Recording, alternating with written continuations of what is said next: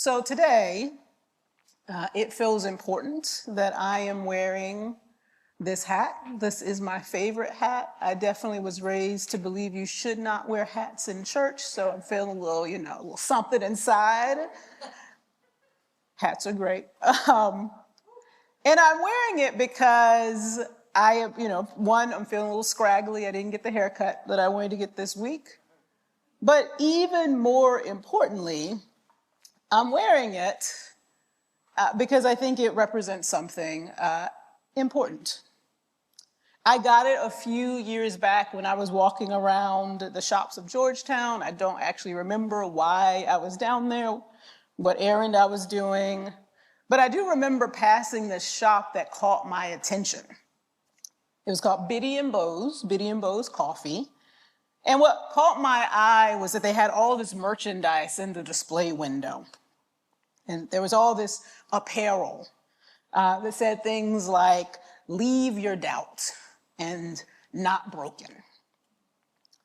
After stopping there only briefly to look at the items, I kept walking because I wasn't sure it was really worth it to spend money on something new. But in the end, I doubled back. I decided that I had to have this hat with its bold proclamation of radically inclusive. I went in to that shop prepared for like a really mundane exchange as I was buying it. But what I found surprised me. All of the people working in that shop, that coffee shop, were folks with intellectual and developmental disabilities.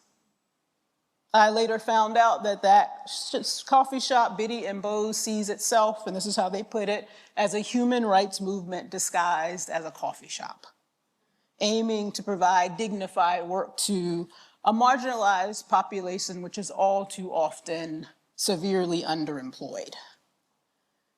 And I bought the hat because I knew that its message would always be a challenge to me.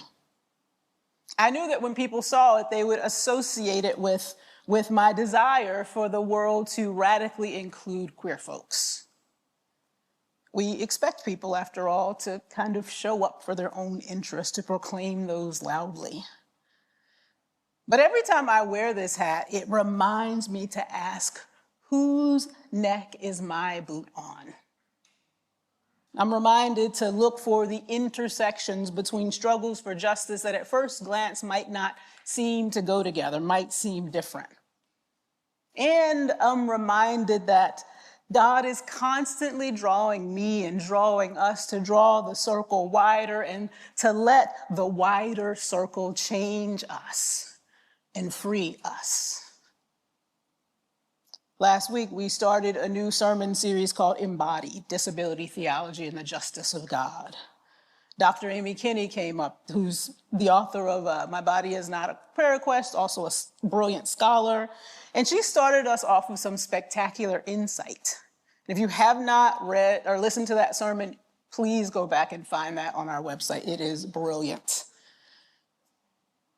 And I wanted to say a word before we continue to move forward in our series, that there are two reasons why I feel like it's important to do this series now. The first is that in times of crisis, it can be easy to close down, to consider only your own survival. And that makes logical sense. But because of that tendency, we need each other to remember to raise our heads above our own narrow interests.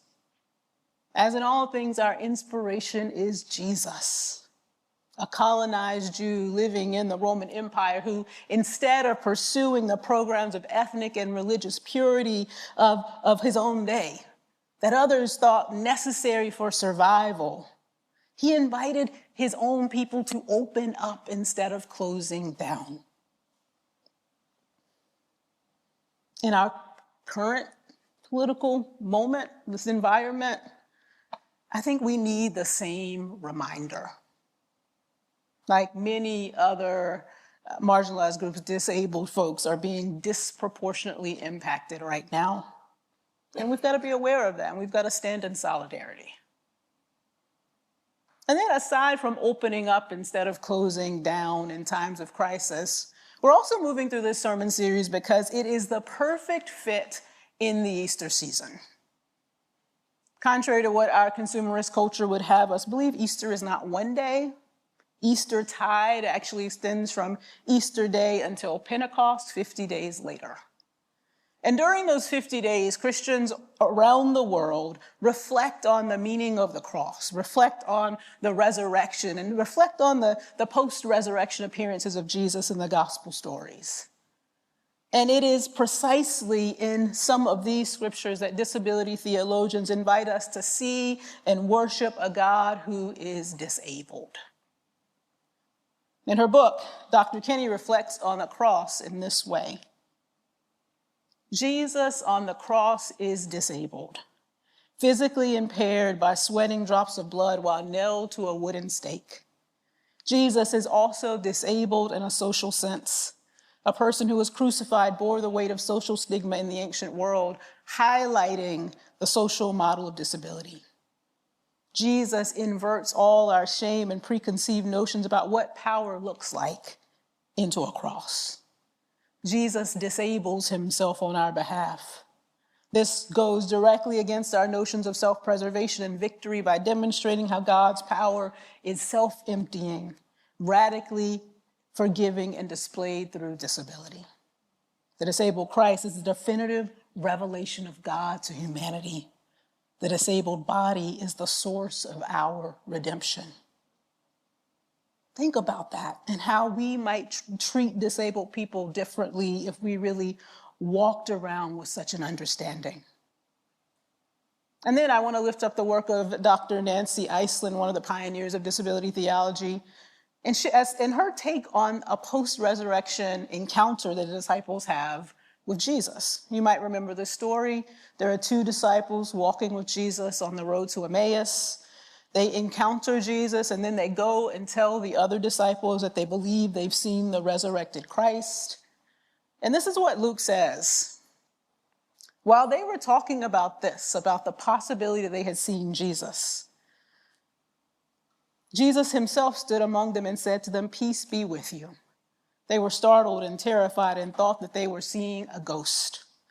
He said to them, "Why are you frightened, and why do doubts arise in your hearts? Look at my hands and feet. See that it is I myself. Touch me and see, for a ghost does not have flesh and bones as you see that I have." This is a post-resurrection story that many of us are familiar with. And Iceland points out something in it that we might have missed. Here, she says, is the resurrected Christ making good on the incarnational proclamation that God would be with us, embodied as we are. In presenting his impaired hands and feet to his startled friends, the resurrected Jesus is revealed as the disabled God. Jesus, the resurrected Savior, calls for his frightened companions to recognize in the marks of his impairment their own connection with God, their salvation. In so doing, this disabled God is also the revealer of a new humanity. The disabled God is not only the one from heaven, but the revelation of true personhood, underscoring the reality that full personhood is fully compatible with the experience of disability. Now, I am a beginner on this journey, and my sense is that others of us are too. And yet we've got to be showing up to our own disability and to the disability of our siblings. It is time to shift our imaginations. And one of the ways I think that we continue to do that is to pass the mic. So what we're going to do for the next 20 minutes or so is pass the mic to some folks in our community who have experiences with disability. They are disabled or they have experiences with disability. And we're going to listen for their wisdom and try to attune to what the Spirit might be saying to us collectively and individually. So come on up, panelists. If you would, please give them a round of applause. All right, so the first thing that I'm going to do is just ask you to each just kind of introduce yourself. Can we do name, pronouns, if you're involved in a ministry or lead a ministry here at the church, and then something you do to relax. There we go. Okay. You said name, pronouns. What do I do to relax? Okay. And any ministries you lead. Yes. So my name is Madison. I co-lead the Disability Affinity Group with Gwyth. This is Frog, although I ask that you don't call her name while she's working. And she's my service dog, and she's going to be really fascinated by looking out at all the people at a different angle. She's currently going through deconstruction, so if she turns around, I want you to just appreciate her piece. That's right. My pronouns are she, they, and I relax by reading. If you ever want like a very niche book recommendation, or if you want to read anything on disability, I got the hookup. Hello, my name is Udim, or Dr. Udim, pronouns they, them, it, we, and to relax, I dance or draw. You will often see me with my remarkable or right, so, yep. Hi, everybody. I'm Gwyth. My pronouns are she, her. I'm a Jesus-loving demisexual lesbian, and I co-lead the Disability Affinity Group, the Black Affinity Group, the Queer Bible Study, and I am a director of formation here at the table. What I do to relax. So many choices. I enjoy listening to really good music while enjoying a really good story. Oh, okay. Lovely. All right. So let's start with this first question. And I will just shout out, because Madison, along with a few other folks, I think, curated most of these questions. So the first one is just, what's something the church has gotten wrong about disability, but on which you wish they would try again? Everything. Yeah. You know, I think we're making really good progress as a church, but I think especially about the idea of in heaven that disability will not be present. Because I believe that my entirety is made in God's image and will be celebrated in life after this. And I think that that is a big point that I wish we would stop, saying everything will be better, it'll be different. And so I think recognizing that our entire bodies will be whole as they are now, as they are disabled, also in heaven. I'm going to pass to Gwyth. Wait, thank you. So, as somebody who's neurodivergent, physically disabled, and neurologically disabled, I wish and pray that the church would have a change of perspective on disability just being a part of difference and diversity and the holiness of God, Creator's divine design. Some birds fly in the sea, some birds fly in the sky, some birds don't. They're still all birds, and God looks at them and says, very good. Mm-hmm. Okay, yeah. I appreciate all of those, and just want to pull out, I think one of the things I've been thinking a lot about is the two of you hit on, like, really just lifted these things up perfectly. Like, one, the way in which difference and disability folks have often in the church connected it with the fall, which we can also just talk about the fall, okay? But the ways in which, and then you talked about this, the ways in which that then means that kind of new creation also erases difference, right? And we all become the same versus, okay, maybe we can talk about actual experiences of suffering and complicate things versus just like disability and how does all of that work? So really appreciate that, yeah. All right, so the second question is, this is taking a page from Dr. Kinney, who, if you read her book, has a number of, every chapter ends with kind of a list of things that have been said to her. So what's the weirdest or most unhelpful healing prayer someone has ever offered you? Okay, I have so many, but I narrowed it down to like one. As someone who I have been openly disabled since I was about 11. But it was like a process of getting diagnosed and everything. The one that I think is the weirdest is the people who say, "Can I pray for your parents' sins?" that have caused this in your life. Okay. Okay. Don't say that to people. Not to mention, like, especially as like a 12-year-old hearing that, I was like, okay, maybe let's back up. I don't know if I have anything to top that. I don't know. It's not a competition, but man, I mean, people often, they say it jokingly, why don't you sit down? I pray that you like find rest in being still. Okay. But for someone who has the ADHD autistic experience, sitting still is difficult. And I know I may not look like someone, but invisible disabilities are real. And so it's hard to be like, yeah, I'm normal, but I'm not normal at the same time. And no, I can't sit still. And I'm always going to be doing something. So that was a weird one for me. It's just like story time.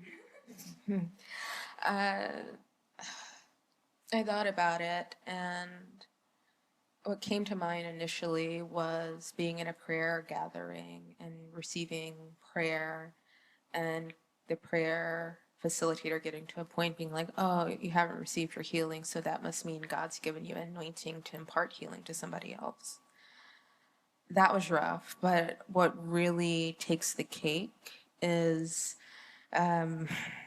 I was kind of put into a supposed courts of heaven kind of prayer program for my healing and deliverance. And it really just turned out to be a combination of mere cookie cutter incantations that were very transactional, related to God. And that essentially condemned me for not being faithful enough, for being demon afflicted and cursed. So, yeah, that was just don't do things like that. That's not the way of Jesus. Mm-hmm. Mm-hmm. Mm-hmm. Yeah, I'm not sure how to exactly transition after that. Yeah. But I do want to know, so all of those, I mean, comments come out of deeply problematic theology, and they come out of ableism. So can y'all talk a little bit about ableism in your daily life, how it impacts you, and how it's impacted your faith? I think there's a section in like the middle of Dr. Amy Kinney's book that talks about and it talks about access things, and especially as someone with a service dog, doing things like, are you able to sit next to your friends at a concert? Because I'm not, because I have to sit in disability seating. Or are you able to access the bathroom everywhere you go? Because I'm not, because there's not always an accessible bathroom. And going through like a list like that can be very helpful to think about every step of the way that you encounter ableism. For me, I'm really thankful that my faith has been something that has carried me through the ableism of the outside world, and believing at the core that I am made in God's image and that God would not have made me, imperfect or anything in a way that she wouldn't have loved me entirely the way that I am. And so that's something that has really helped me to cling to. But I definitely think thinking about, as you go through your everyday routine, thinking like, could a disabled person also access this? Could a disabled person also do this? And you might realize that, the metro is way more inaccessible than you think, or it's way harder to get around. Just to think through those things. And for me, it is a lot of just access issues. I'm fortunate that I am surrounded by other disabled people, so I feel much more accepted when it comes to ableism not necessarily being a prevalent theme of my friendships, but that is something that has taken a long time. So I think mostly just recognizing the daily access needs that I might encounter. This question is difficult for me because the ableism is tied around like my immigration story as well. Okay. And immigrating here to the US at 3 and then having to learn all of the ways that are different from me. So it's like I don't really know this country that I left and then don't really know this country that I'm coming into. And you have to be perfect. I had to be perfect. And in my family, I had to do things that were either in the STEM, like it was science, technology, engineering, or mathematics. And if I didn't do that, then I was not good enough. And so my, the ableism was perpetuated at a very young age. So it took me a very, very long time to actually know that I was neurodivergent, because I was so used to like shape-shifting, and I was conditioned early on to do things that were not mine. And so I gave up my art, or just what I do, my stemming, because I was told that's not proper. You can't do that in public. You can't, you should sit down. And it's very much tied to just how I ground and how I maintain my sanity. I'm trying not to lose it, but it has impacted everything about me. From, you know, where you go to church, where you go to school, specifically even going into the physical therapy field. A lot of people think that you go to a doctor and you are to be fixed, but you know, sometimes you can't. And so I learned early on that, like, oh, this is how it has to be. Like, you have to try to fix you. You have to correct everything. And so because of that, I tried to hide. I tried to repress myself or just be as normal as possible, because everything that I am is different, and it is not perfect. And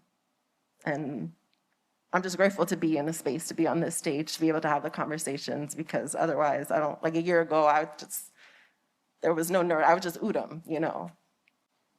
Ableism is everywhere. And it's impacted my life through the way that its counterpoint, anti-ableism, has impacted my life and my faith. It's shown me really deeply how the love of Christ really is loving the least, and the last becoming first, the marginalized being elevated and valued for who they are. There's a verse in Corinthians talking about the foolish, weak, and marginalized and despised things of the world. And I'll just read it really, really quickly.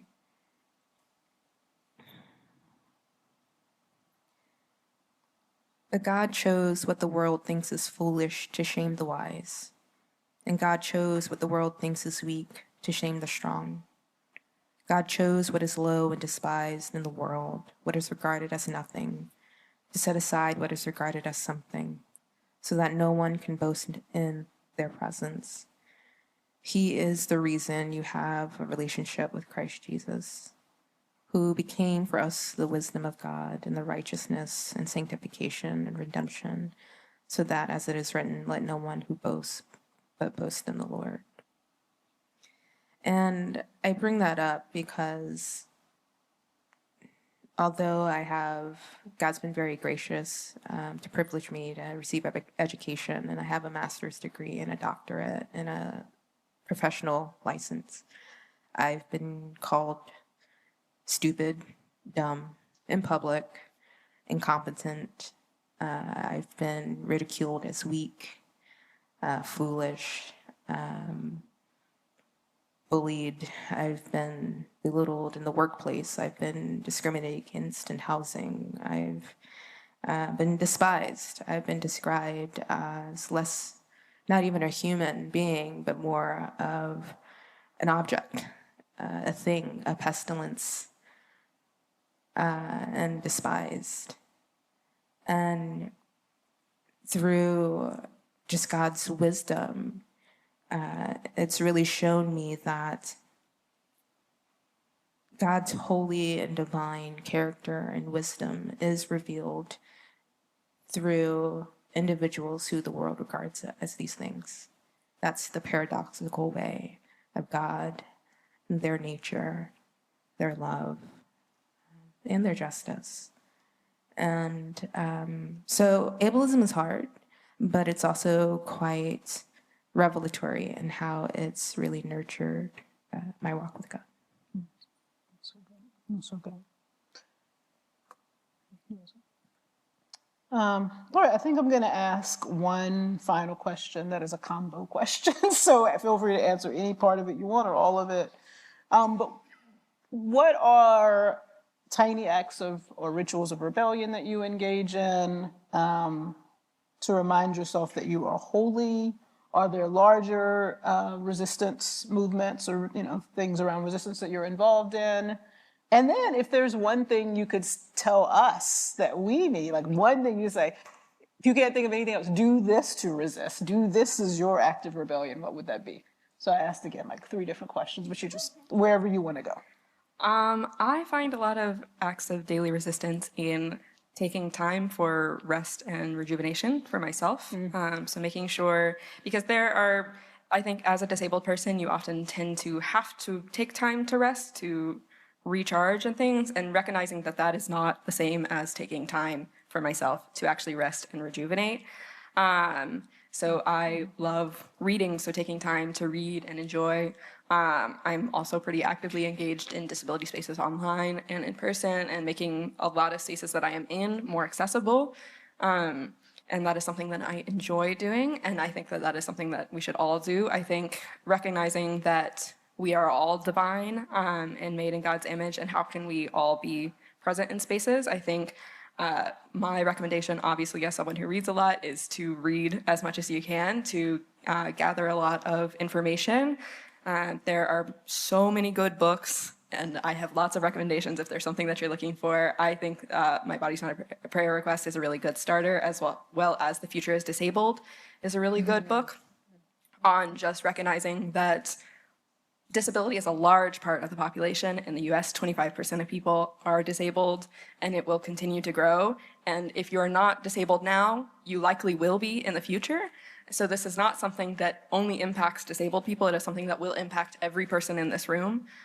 If you are fortunate to live long enough, you will encounter access issues. You will encounter disability. And what can you do now to make it a more equitable place for everybody? Can you repeat the question? Do you have any tiny acts of rebellion to remind yourself that you're holy, or any larger ways that you rebel? And then is there one way that you recommend folks listening or hearing this, experiencing this rebel? It's wild to say that being myself is rebelling. Yeah. I haven't worn my cat ears in a while, but I wear cat ears. Like, I dance randomly in the hallway. I have things that I do that I keep with me that are seemingly disruptive to other people for some reason, but I don't care anymore. And so by continuing to be myself and doing what makes me feel safe in all situations, that is how I rebel, and then educate other people by showing up. I'm a teaching artist in DC PS schools, and so I had a kid walk up to me and ask me why I'm wearing cat ears, and I looked her straight in the eye and said, because I want to. And then we just continue skipping along during the lesson. Right. So it's like being a part of communities like the Table Church or Harriet's Wildest Dreams or Life After Release, and doing advocacy work and showing that, being neurodivergent or having all of these other intersectionalities is truly not a disability for me. Like, that's how I live, and these are my gifts in this world. And so spreading it to whoever will listen, that's what I do.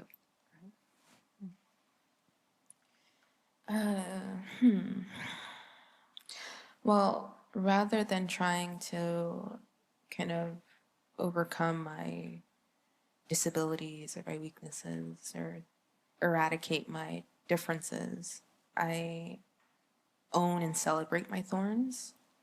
And that helps kind of guide my forms of resistance through tiny and large ways. Tiny ways is kind of the triple P: pause, play, and pleasure. large ways is just standing in solidarity with other people's differences and limitations. Like Madison and Udim, they can tell you, I've had a surgery and Madison was very helpful in my recovery process. I had an injury and Udim just stopped by to check in and see how I was doing. And we've all stood in solidarity with each other in different ways, and we're committed to that, not only amongst ourselves, but amongst so many other people who are different and celebrate the joys of limitations too. In terms of what you can a practical step you can take away today is everybody has some kind of iota of privilege. And so it's not a matter of privilege necessarily. It's a matter of how you choose to leverage your privilege. And we all have opportunities to do that, to really reflect the heart of God. Thank you. Well, I just want to remind you all that Madison will be leading a class during May term to continue the conversation. And it is, a big ask to invite folks to share out of their own experiences. So really appreciate your sharing and your honesty. And just would love for y'all to give a round of applause for the richness.